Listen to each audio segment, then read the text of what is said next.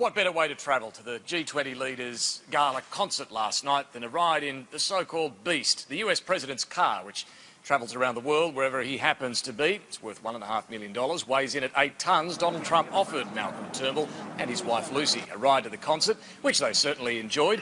But it was a meeting with the Chinese president last night where Malcolm Turnbull really was able to address the most pressing global issue right now, and that is the nuclear missile crisis on the Korean Peninsula. The PM making it clear directly to the Chinese president that he wants China to put more pressure on its rogue state neighbour. It has the ability to, if it were to impose the economic sanctions thoroughly and greater sanctions, it would be able to put the economic lock on North Korea, and that is one way that that regime could be brought to its senses without conflict. He says the message didn't fall on deaf ears, but the Chinese president does have a different perspective. That the Chinese position is that the situation is not as straightforward as others assert, and that their influence over North Korea is not as great as others assert. So where does this go from here? The Prime Minister is confident tougher sanctions will be imposed on North Korea, but they haven't done much to date to change the ways of Kim Jong-un's regime.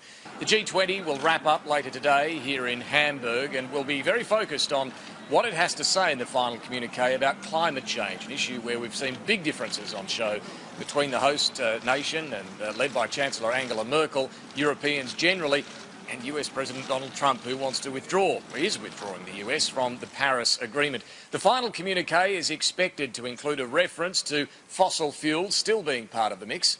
But fossil fuels are going to be part of the energy mix of the world for a very long time. Malcolm Turnbull says he shared his plans for Snowy Hydro 2.0 with a number of leaders during talks here over the last couple of days, showing them images on his iPad.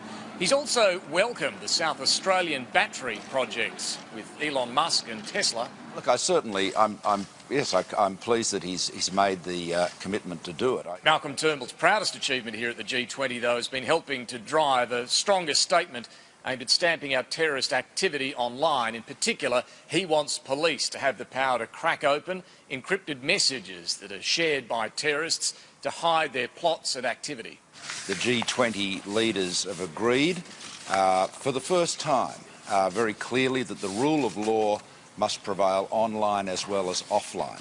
From Hamburg, it's now off to Paris for the Prime Minister. He'll meet President Emmanuel Macron discussing terrorism, discussing trade and also the $50 billion submarine project that Australia has signed with French company DCNS. David Spears, Sky News, Hamburg.